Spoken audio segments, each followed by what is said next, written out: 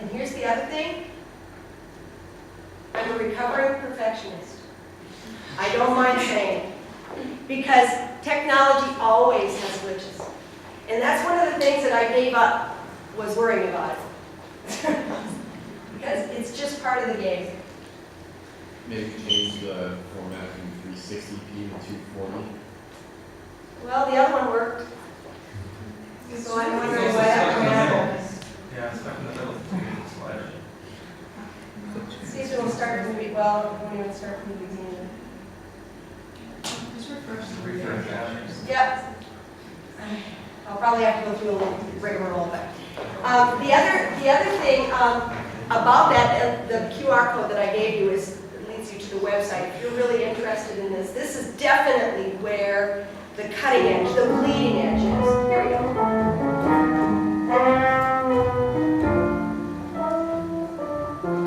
So the bass player and the trombone player were at one institution, and the pianist was at another.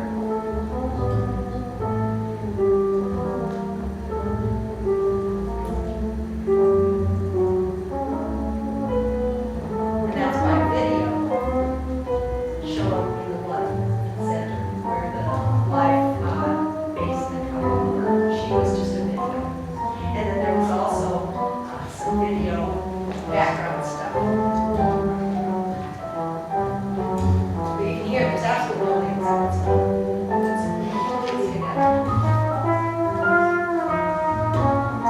So if you're into that sort of thing, you're going to need to be at a very special institution.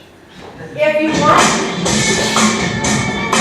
let me just hold on that for a second. If you are interested in jamming between 4 people within 450 miles, you can use something called Jamlink. This was introduced at the NAMM show and almost 3 years ago. So I'll give you a sense of this one. Playing a group is kind of like a synergy in the first two musicians. It's a lot to get up to it. Yeah, it does, because you can kind of have this sort of almost like a psychic. I'm going to just start it over because it will.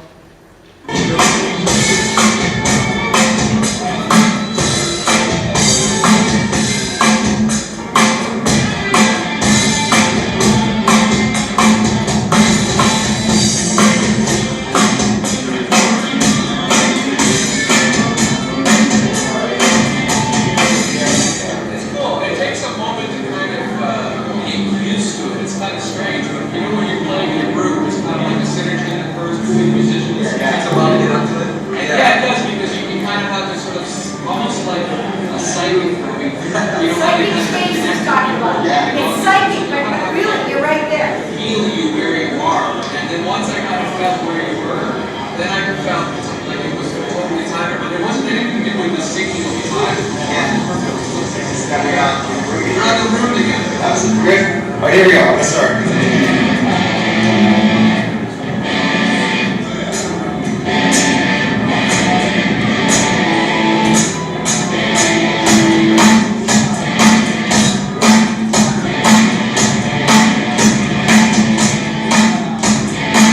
So, you know, it's amazing. I spoke with a member of I think it was a piano trio, or she was from Wisconsin, and they couldn't get together, and they used Jamlink, and she's a professional cellist in Wisconsin, and she uses this. She said it's perfect. I can hear everything. And then we use, you know, a video of some kind, video connection, but I can hear everything in real time perfectly. So it does actually work for professionals and everyone. You're going to hear more about smart music, so I'm not going to go there. But I do think that the iPads are the next generation, maybe, ensemble. I have a quote for that. Because they're there. They're a new instrument. New instruments are coming about all the time. So why not take advantage of those? So this was kind of a fun use of iPads. How cool would it be to get 24 iPads in a classroom, get a group of enthusiastic learners, and let's see how this works. You know, we'll write the song, they'll learn it, we'll play it, we'll perform it. The great thing with the iPad is that it's so creative. Its user interface doesn't impede progress. Let's create this digital orchestra to showcase the benefits of cutting-edge technology within the music classroom.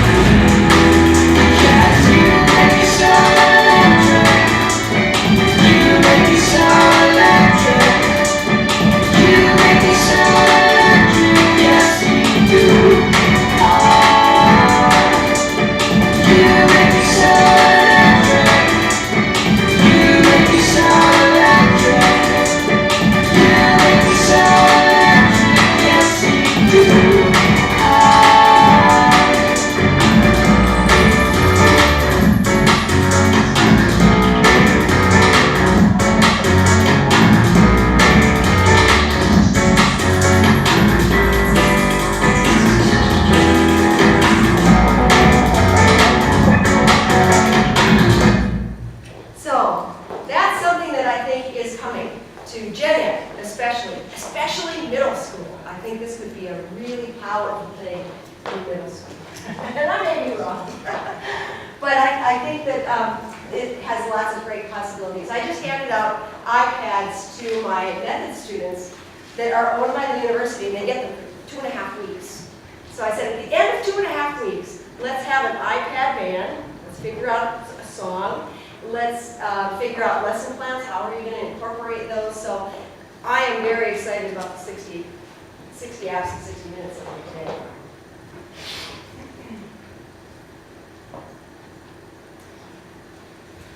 Here is an example of a distance piano lesson, which is where I was, I guess, 14 years ago. Piano lesson, our friend Jerry Radich calling here. This is using something called Internet MIDI, which Jaskowitz. is a software program that you can connect too many keyboards together. These are disc players. They're special. Hi, Jared. How are you? Hi, Calista. I'm doing okay. How are you? I'm quite fine. Good. Well, it's been, I know you're getting ready to... I'm going to just fast forward a little here. Let it play a little.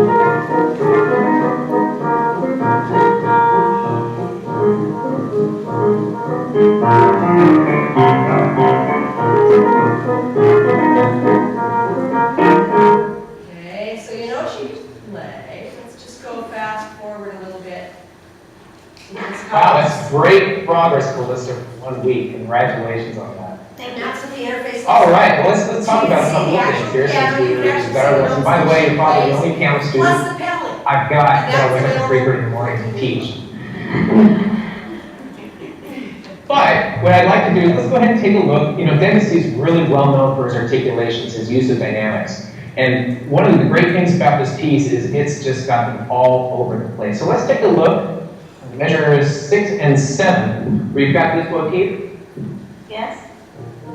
So you can see it on the piano. You can see what he's What's the overall dynamic in that section? It goes from piano to forte, and then it crescendos even more to forte.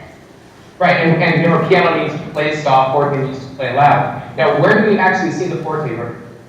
At the and, the 1 and 2 and. Yep, on the and of 2, and then you've got the crescendo right after that, right? Yes. Good. So I'm going to go ahead and play it for you. Check out this use of dynamics. Again, the whole overall section is going to be soft, except the 2 notes that are going to stand out. Check it out.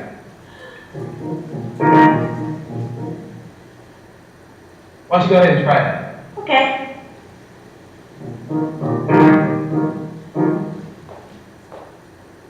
Excellent. Why don't you go ahead and do now those 4 measures. Measure 6. Okay, so does it feel real? It's right there, isn't it? So this is another new thing that is coming, and it's coming fast. This particular setup is with, like I said, the disc clavier pianos that are direct MIDI instruments, but they are classic grand pianos. They just have another piece in them. Do you all know what I'm talking about with the disc clavier? Yeah, so our university is working to get one on stage so that we can connect, because you can still connect any MIDI keyboard. So, you know, if you have a touch-sensitive MIDI keyboard, you can actually do a little bit of that long distance without the disc clavier. But of course, this is the perfect world. And let me just show a little bit of this one. I don't have a lot of time left, but I studied Max MSP at Florida State with Butch Robon, and Butch is now at Brown University. And this is one of his students.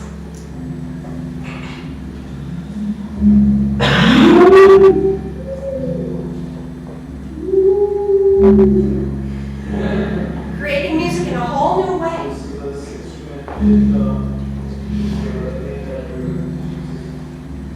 Named after something. But it's a video camera that is aimed at him, and when he does things with his arms and with the tilt of his head, it changes frequency and modulation. So, this is a new instrument.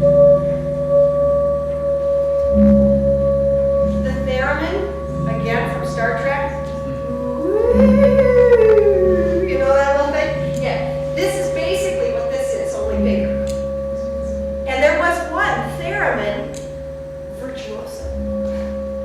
So who's to say this isn't an instrument?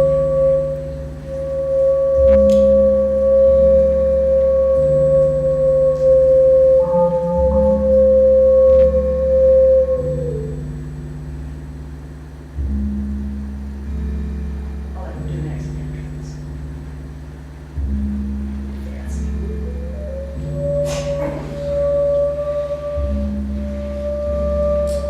So, you know, when kids get into that, there are simpler instruments now that are actually starting to be manufactured that you can bring in, and this is great for music therapy, you know, because you've got kids who can maybe move but can't finger hold.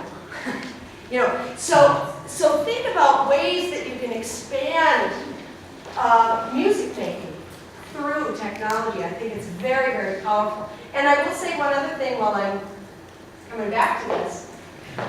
I use technology primarily when I can't do it the traditional way. Technology should take us in new directions. It should take us into unique ways of doing things. If you can do it a traditional way beautifully, don't mess with it. But if you have an idea of how you want to transform something, that technology is the only way you can transform it, then try it. Pilot it. Give it a shot. The Manhattan School of Music also does distance lessons, and that little video was about a school in western Maine where a cello player had a lesson with a Manhattan School of Music instructor. So these things are coming. They are definitely within our grasp.